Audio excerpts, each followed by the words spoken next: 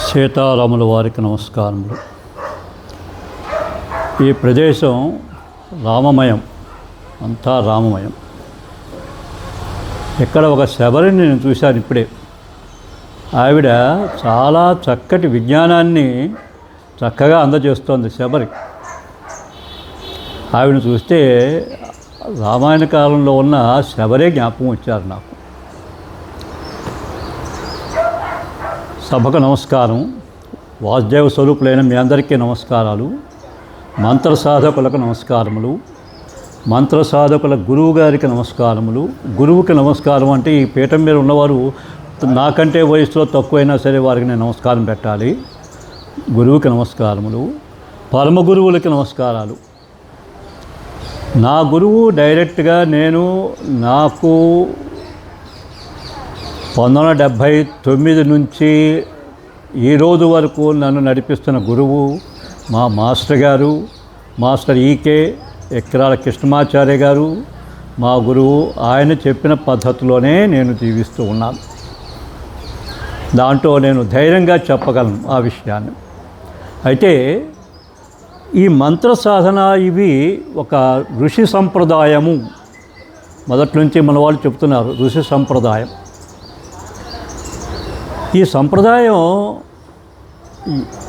ఈ సంప్రదాయానికి అంతం ఉండదు, జరుగుతూనే ఉంటుంది. ఒకరి తర్వాత ఒకరు ఈ సంప్రదాయాన్ని కంటిన్యూ చేస్తూనే ఉంటారు. అయితే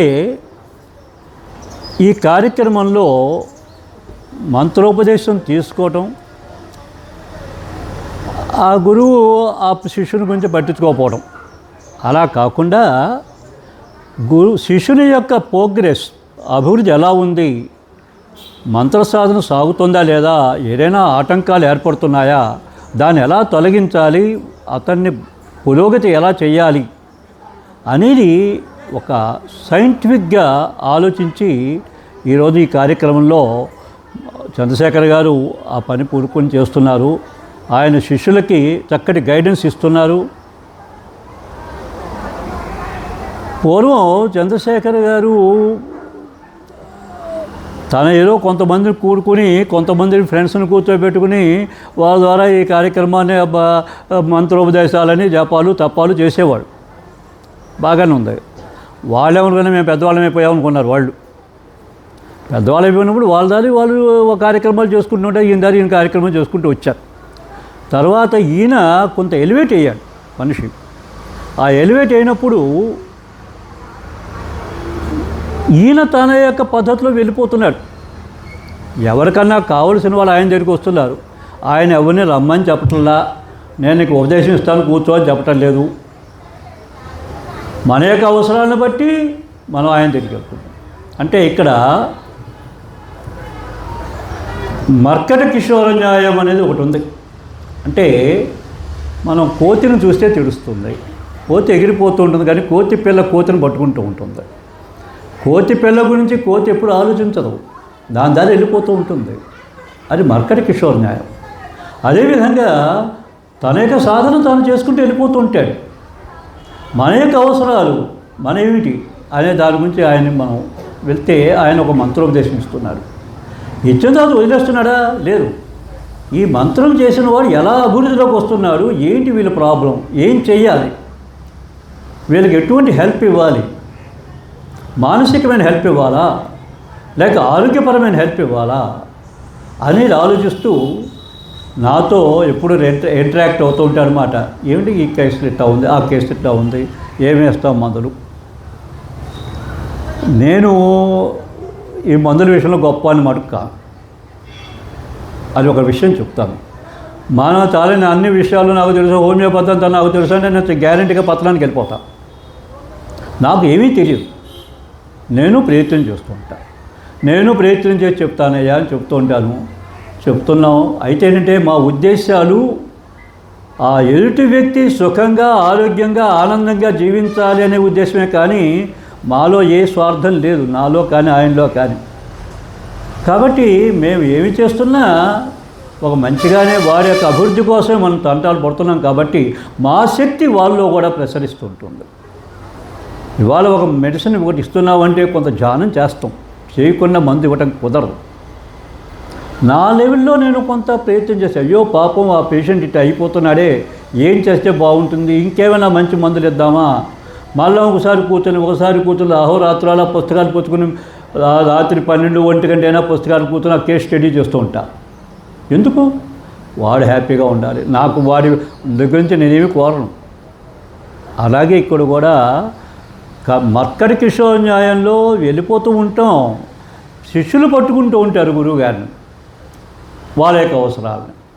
అయితే ఇక్కడ మంత్ర సాధన చేస్తున్నాం, బాగానే ఉంది. మనం దీనివల్ల ఏంటి మనకు వచ్చింది, చాలా కాలం మట్టి చేస్తున్నామండి, ఏం ప్రయోజనం లేదు, ఏమిటో ఇదంతా గందరగోళంగా ఉంది అని అంటూ ఉంటారు. వచ్చి కూర్చొని అడగాలి, గురువుగారిని అడగాలి, ఏమిటి నువ్వు ఇచ్చిన మంత్రం ఇట్లా ఉంది, నా పరిస్థితి ఏంటని. అప్పుడు ఆయన చెప్తారు ఏం చేయాలో. ఏమీ లేకుండా అసలు గురువుతో టచ్ లేకుండా నువ్వు వేరే చేసుకుపోతాం. ఏ మంత్రం కాకపోతే ఇంకో మంత్రం పుచ్చుకుందాంలే, చివరికి ఏమవుతుందంటే రోడ్డు మీద తిరగడం అవుతుంది, అంతగానే ఏమవుతుంది, సింపుల్ ఈ రోడ్డు మీద తిరగడం అవుతుంది. ఎందుకంటే ఎవరితోనైనా పర్లేదు కానండి, దేవతలతో పెట్టుకున్నావు అనుకో తలనొప్పే, చాలా డేంజర్. అందువల్ల చేసేదో సిస్టమేటిక్గా పద్ధతి ప్రకారం చేయాలి. మన మనస్సు దాని మీద కేంద్రీకృతం అవ్వాలి. మనస్సులో అనేక రకాల భావాలు ఉంటాయి, అది లేకుండా ఉండాలి. అంటే కొంతమంది చెప్తారు అన్నమయ కోశమని, ప్రాణమయ కోశమని, మనోమయ కోశమని, విజ్ఞానమయ కోశమని, ఆనందమయ కోశమని చెప్తూ ఉంటారు. మన యొక్క పరిస్థితి ఎప్పటికప్పుడు మారిపోతూ ఉంటుంది. ప్రతిరోజు ఇవన్నీ మారుతాయి. ప్రతిరోజు అన్నమయ కోసం ఉంటుంది, ప్రతిరోజు ప్రాణమయ కోసం ఉంటుంది, ప్రతిరోజు విజ్ఞానమయ కోసం ఉంటుంది.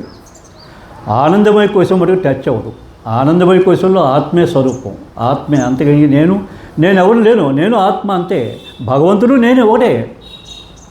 అందువలన అటువంటి పరిస్థితి వచ్చినప్పుడు మనం ఆ కాన్సన్ట్రేషన్తో జాగ్రత్తగా చేస్తున్నామా లేదా, మనం మన బుద్ధిని ఉపయోగిస్తున్నామా లేదా, లేక ఏదో మంత్రం జపిస్తున్నావు, చేతిలో ఒక మంత్రం జపమాల తిరిగిపోతుంటే ప్రయోజనం లేదు. బుద్ధిని ఉపయోగిస్తున్నామా లేదా, బుద్ధిపూర్వకంగా చేస్తున్నామా లేదా, జ్ఞానంతో చేస్తున్నామా లేదా, ఏ మంత్రం తీసుకుంటున్నాం, ఎవరు ఆ దేవుడు, ఎవరు ఆ దేవత, ఎవరు ఆ దేవతకి వృత్తాంతం, ఆ దేవత ఏం చేస్తుంది, ఏమిటి, నిత్యం ఆ దేవత మీద కాన్సన్ట్రేట్ మన మైండ్లో ఉండాలి.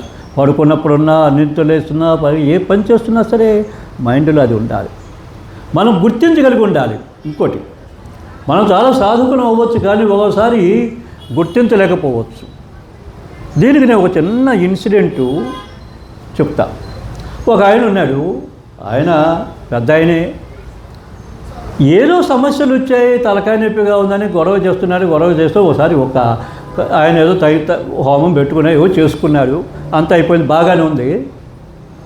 ఏ దేవతను కొలిచారో ఆ దేవత అక్కడ ఎదురుగుండా కనపడింది, కానీ ఈయన గుర్తించలేకపోయాడు.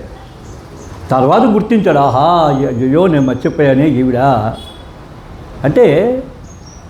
అర్థం చేసుకోండి, అక్కడ ఒక రకమైన మాయ, ఒక రకమైన చిన్న మాయలాగా ఉంటుంది. ఇంకా ఇంకా ఇంకా సాధన చేస్తున్న కొద్దీ ఆ మాయ పోతూ ఉంటుంది. అది ఏమీ ప్రమాదకరమైనది కాదు, అలా గ్రాడ్యువల్గా పోతుంది. అలాగే మనం ఏదో సన్యాసం స్వీకరించాలి, అవిద్య, ఇవన్నీ మాయ. ఏంటి మాయ? నథింగ్. ఇవన్నీ లేకపోతే మనం ఎలా బతుకుతాం? ఏది మాయ కాదు. ఏది ఎంతవరకు మనం ఉపయోగించుకోవాలి అనేది దాన్ని బట్టి ఉంటుంది. కాబట్టి ఈ విషయాలు జాగ్రత్తగా గమనిస్తూ సాధకుడు కొన్ని స్టెప్స్ వేయాలి అంటే కొంత జాగ్రత్తలు తీసుకోవాలి. ముఖ్యంగా ఏముండాలి? పరిశుద్ధమైన జీవనం, క్లీన్ లైఫ్లో ఏవి అరమరికలు లేకుండా ఉన్న లైఫ్ ఉండాలి. Clean life. ఉదయం నుంచి సాయంత్రం వరకు తన దేహంతో చేసే పనులు ఏ విధమైన తేడాలు ఉండకూడదు, పొరపాట్లు ఉండకూడదు. That is clean life. ఇవాళ స్నానం చేయకుండా మంత్రం చేసుకుంటే ఏమైందట? ఆయన ఎవరో చేశాడట, అది తప్పు. నువ్వు స్నానం చేయగలిగే కెపాసిటీ ఉంది, ఆరోగ్యం ఉంది, బాగానే ఉన్నావు, నువ్వు స్నానం ఎందుకు? నీ బద్ధకం మాట. బద్ధకం వాటికి ఏం జరుగుతుంది? మంత్రమే వస్తుంది, రాదు, ఏమీ రాదు, మంత్రం కాదు, ఏమీ రాదు. కాబట్టి ఆ క్లీన్ లైఫ్ అనేది చాలా ఇంపార్టెంట్. అలాగే మన మైండ్ చాలా ప్రశాంతంగా అట్టిపెట్టుకోవాలి. మన మైండ్ అంతా ఈర్ష్య, రాగ, ద్వేషాలు, కామ, క్రోధ, లోభ, మదమాశ్చర్యాలు. దీంట్లో ఉన్న మైండ్తో నువ్వు ఏం చేస్తే ప్రయోజనం ఉంది? ఏమీ ప్రయోజనం లేదు. మైండ్ ఫ్రీగా పెట్టుకోవాలి, నిరంతరం భగవద్ధ్యానంలో చేసుకోవాలి. నీకు ఏది కావాలి అది కోరుకుని చేసుకో. అనవసరమైన చెత్త చెదారమంతా కోరుకుని అది కావాలి ఇది కావాలనుకున్న కొద్దీ నీ మైండ్ ఖరాబ్ అయిపోతుంది. అలాగే నువ్వు చేయవలసిన పనులు ఏమిటి, చేయదలచిన పనులు ఏమిటి జాగ్రత్తగా ఆలోచించుకో. చేయవలసిన పనులు చేసుకున్నావు అనుకో, హాయిగా ఉంటాం. ఏవో చేద్దామనండి, అక్కడికి వెళ్ళాలి ఇక్కడికి వెళ్ళాలి, ఏమీ అక్కర్లా. దానివల్ల తలనొప్పి వస్తుంది. కాబట్టి మైండ్ ప్రశాంతంగా అట్టిపెట్టుకునేందుకు ముందు ప్రయత్నం చేసుకోండి. ఈ mind is origin of all diseases, that is homeopathy సిద్ధాంతం. మైండ్ నుంచే రోగాలన్నీ వస్తాయి. కాబట్టి ఆ మైండ్ని క్లియర్గా అట్టిపెట్టుకోవాలి. దానికే యోగ సాధన, మంత్ర సాధన. మంత్రం చేస్తున్నప్పుడు కూడా ప్రశాంతంగా కూర్చోండి, చక్కటి ప్లేస్లో కూర్చోండి, జాగ్రత్తగా కూర్చొని ప్రశాంతంగా చేసుకోండి. మంత్రం చేసే ముందే నీ మైండ్లో ఉన్న పనులు గిళ్ళన్నీ కూడా కంప్లీట్ చేసేసుకోండి. ఆ తర్వాత వాటి గురించి ఆలోచించకూడదు. అటువంటి సాధన చేస్తున్నప్పుడు ఇందాక చెప్పినట్టుగా చంద్రశేఖర్ గారు చెప్తే దేవతానుగ్రహం అనేది తప్పనిసరిగా కలుగుతుంది. దేవతలు ప్రత్యక్షమవుతారు, మన కోరికలు తీరుస్తారు. దాంట్లో నో డౌట్ ఇన్ ఇట్. ఎప్పుడూ కాపాడుతూనే ఉంటారు, మన వెనకాలే ఉంటారు, మన ప్రక్కనే ఉంటారు. మీకు అది తెలుసు, మనం తెలుసుకోలేకపోవచ్చు. మన అవసరం ఎప్పుడూ తీరుస్తూనే ఉంటారు వాళ్ళు. అది కూడా చెప్పుకోవచ్చు. ఒక చిన్న ఉదాహరణ చెప్పి ఆపేస్తాను. సంగమేశ్వర ఆలయానికి వెళ్ళాం మే నెలలో. అది అప్పుడే బయటకు వస్తుంది, కృష్ణానది నుంచి బయటకు వస్తుంది. వెళ్ళాం, నేను నా మిసెస్. అక్కడి నుంచి చెక్ పోస్ట్ దగ్గర ఆపాడు. బస్ స్టాండ్ ఎక్కడ? ఆ చెక్ పోస్ట్ వాళ్ళని అడిగారు, ఏమంటే బస్ స్టాండ్ ఎక్కడ అంటే, అదిగోండి అక్కడ అంబేద్కర్ గారి విగ్రహం ఉంది, అక్కడికి వెళ్ళాలన్నారు. అమ్మో ఈ ఎండలో అంత దూరం వెళ్ళాలా? నేను అన్న మాట ఇదే, నా నోటంబడే. ఎవరితో నా మిస్సెస్తో అన్నా, అమ్మో ఈ ఎండలో నేను వెళ్ళాలా అని. ఇమీడియట్గా ఆ చెక్ పోస్ట్ కూర్చుని ఒక ఆయన లేచి, మీరు ఇక్కడే ఉండండి, నేను బస్సు ఆపుతాను, మీరు బస్సు ఎక్కి వెళ్దురు కానీ అని చెప్పారు. నేను 2 చేతులు ఆయనకు నమస్కారం పెట్టి, ఆయన నాకు మహాశివుడు, నన్ను కనుకరించింది ఆయనే. కానీ ఎక్కడా లేడు, మన పక్కనే ఉంటాడు. మనం అది గమనించగలిగి ఉండాలి. అటువంటి మైండ్ ఉండాలంటే అవేర్నెస్, ఆ అవేర్నెస్ ఉండాలంటే ఇటువంటి సాధన చేసుకుంటూ ఉంటే మాత్రం మనకు అటువంటి అవేర్నెస్ అనేది చక్కగా వస్తుంది. మీ అందరూ కూడా ఈ యోగ సాధనలో, ఈ మంత్ర సాధనలో చాలా ముందుకు రావాలని, ఇటువంటి కార్యక్రమాలు ఇంకా బాగా దిగ్విజయంగా చేయాలని, ఇంకా భారీ ఎత్తున ఇంకా ఎక్కువ మంది యోగ సాధకులు, మంత్ర సాధకులు రావాలని, పరమ గురువుల యొక్క బ్లెస్సింగ్స్, దీవెనలు మీకు ఎప్పుడు ఉండాలని కోరుకుంటూ ఈ అవకాశం ఇచ్చి మీ అందరికీ వాసుదేవ స్వరూపులైన మీ అందరికీ నమస్కారం.